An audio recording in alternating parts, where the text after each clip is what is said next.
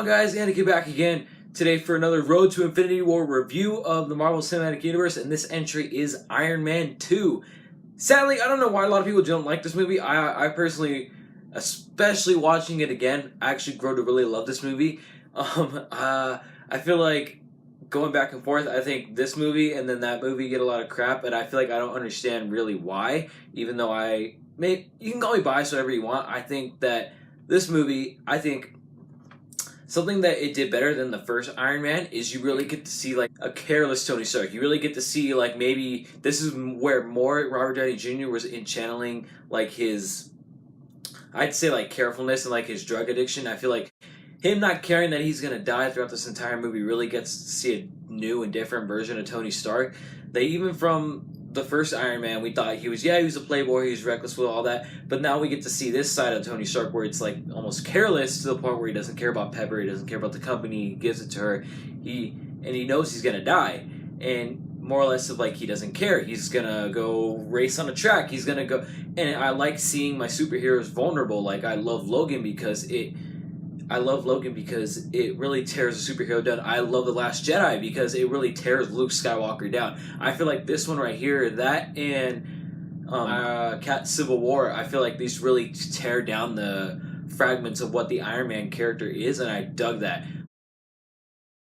Also, as far as new characters go, we got a recast Rhodey in this one, and he finally becomes War Machine. And then we also have the introduction to, I think, one of the greatest female characters and definitely superheroes of all time. I think Black Widow, this is her very first role, and I absolutely loved her in this movie.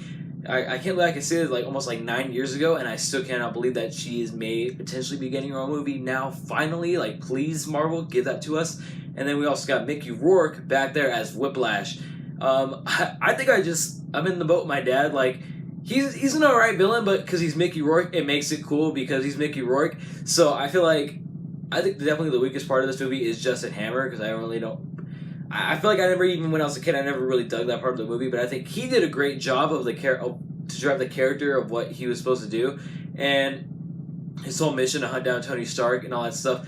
And I feel like a lot of the plot of this movie is very, very layered as in a Tony Stark film rather than an Iron Man centric film. Because I feel like Iron Man 1 was very much an Iron Man film. I feel like this one's more of a Tony Stark film because the whole plot is him learning how to not be the careless Tony Stark that we found out that he is in the place in now, because he's famous. He's even more famous than he was before, and now he's Iron Man, which puts a whole lot another burden on him. But you get the introduction to S.H.I.E.L.D., you get Nick Fury back in this one, and you get to see like more or less him pseudo communicating with his father and being able to figure out what his destiny is as a hero, as a son. And I really dug all of that because I feel like, how can I put this? I feel like this is one of like the best like not revival stories, but one of the best coming back stories. Like you could definitely tell that in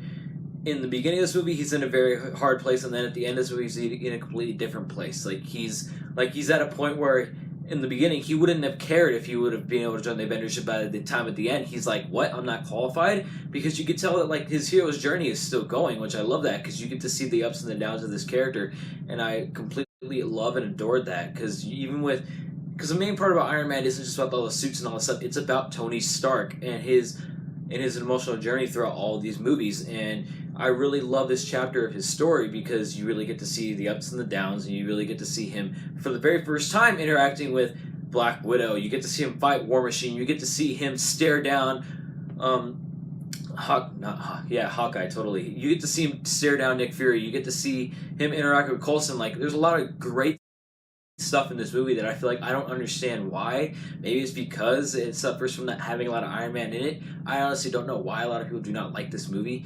I would agree that as far as the larger MCU goes, is all this behind me, I would agree that it is probably in the lower tier, mainly because it is one of the sequels, and it maybe is because it's not as groundbreaking as I'd say for the other ones, because I feel like this one's more of a character piece than like a centerpiece, like big Civil War type movie or an Avengers, or maybe not as classic as an Iron Man, a Thor, or a Captain America, because this is a sequel. But I still really fully enjoyed this movie. I feel like throughout it, like if I feel like for anybody who really doesn't like this movie, I think it's better to look at this as a Tony Stark movie. That's why I think as even with The Dark Knight Rises, it's better to look at this as a Bruce Wayne movie than rather a Batman movie, because you really get the same thing with that movie. You get to tear down the character, which is great, and I'm so happy what Jon Favreau did with this movie. I think a lot of this movie worked. I feel like the only thing for me that really didn't work was Justin Hammer and his plot lines, and I don't know why everybody had such an emphasis on a bird in this movie too. A little weird, but like again, while rewatching this movie, I get a lot of nostalgia from this because Iron Man is one of my favorite characters, and I wouldn't be the creator that I am without Iron Man. And so like I have a lot of memories flashing back to me about like when I would build stuff, like because I remember building arc reactors, and then I remember when Iron Man 2 came out, I was like, all right, I'm going with the triangle. I love having all those memories thrown back into here, and I feel like this entire cast worked better. Not better. I think this entire cast was on par with the first one as far as chemistry goes, and I think as far as the people that and the seeds that they put in this movie, I think this is one of the most heavy Easter egg filled movies in the Marvel Cinematic Universe, especially for the beginning portion, because at the end you do have Thor's hammer up there. Then you also have Black Widow, and they all become the Avengers, and you even mentioned the Avengers Initiative even more. Like, I fully enjoyed this movie for what it is, and then I would proudly say that I am a lover of Iron Man 2. I guess that would be a good video to do after this. I think as far as my ranking goes, I'm going to save all my rankings for all these movies. I think that'd be a fun one to do after I finish this entire series. Maybe after Infinity War comes out too. That'll actually be really fun. But next one is going to be on Thor, and I don't know what set I'm going to be in this time. This time I'm in my dad's comic room, and as you can see, we got a lot of posters, a lot of other stuff on the other side too, but maybe I'll show it off one day, or maybe not. I just dug this because we're talking about the Marvel Cinematic Universe, and we got all these Marvel Cinematic Universe posters. So thank you so much for watching. Stay tuned for Thor in my Road to Infinity War series, and I'll see you guys later.